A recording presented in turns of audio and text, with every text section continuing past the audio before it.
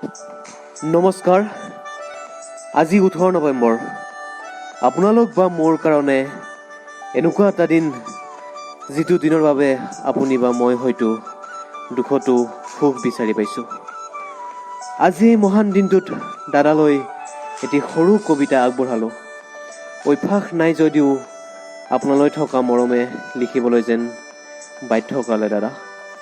আশা কৰোঁ আপোনালোকে আদৰি ল'ব। দাদা, দাদা শব্দটোৰ যেন ইমান এটা গভীৰ অৰ্থ আছে, আপোনাক নাপালে চাগে সেইটো কেতিয়াও অনুভৱেই কৰিব নোৱাৰিলোঁ হয়।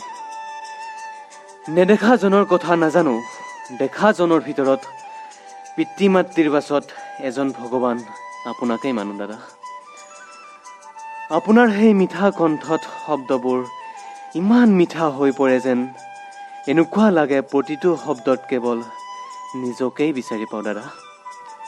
দিনটোত যেন আপোনাৰ মাতটো এবাৰ নুশুনিলে কিবা যেন দিনটোৱেই উকা উকা লাগে।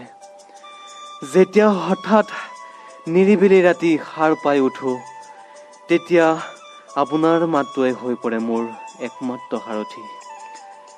জোনাক নিশাৰ জোনৰ পোহৰৰ তলত হেৰাই যোৱা মোৰ প্ৰিয়াক কেৱল তোমাৰ সুৰতেই বিচাৰি পাওঁ দাদা।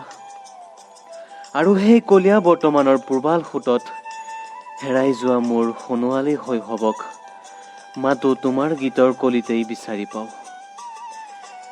সেই যে তুমি গাইছিলা, গান এটি গোৱা না অ' মা, হোষ্টেলত থাকোঁতে যেতিয়াই গীতটি মালৈ মনত পৰোঁতে তোমাৰ কণ্ঠত শুনিছিলোঁ, তেতিয়া মোৰ চকুজুৰি আকৌ সেমেকা হৈ পৰিছিল। ঠিক তেনেদৰে তোমাৰ গীতবোৰেচোন মোৰ বুকুৰ এটোপা কোণত বৰকৈ আঘাত পৰে দাদা, বৰকৈ আঘাত কৰে, বৰকৈ আঘাত কৰে।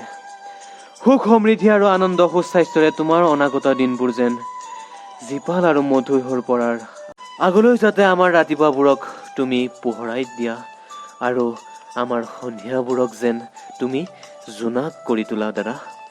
আৰু আজি 18 নৱেম্বৰ মহান দিনটোত তোমাৰ উপজা দিনত বহুত বহুত হিয়া ভৰা মৰম আৰু শুভকামনা যাচিছিলোঁ তোমালৈ। সদায় যেন আমাৰ দৰে দিশহাৰা নতুন প্ৰজন্মৰ এই দিশহাৰা দিনবোৰ যেন আৰু উজ্বলাই তোলা, তাৰে কামনা কৰিলোঁ দাদা, তাৰে কামনা কৰিলোঁ। ধন্যবাদ।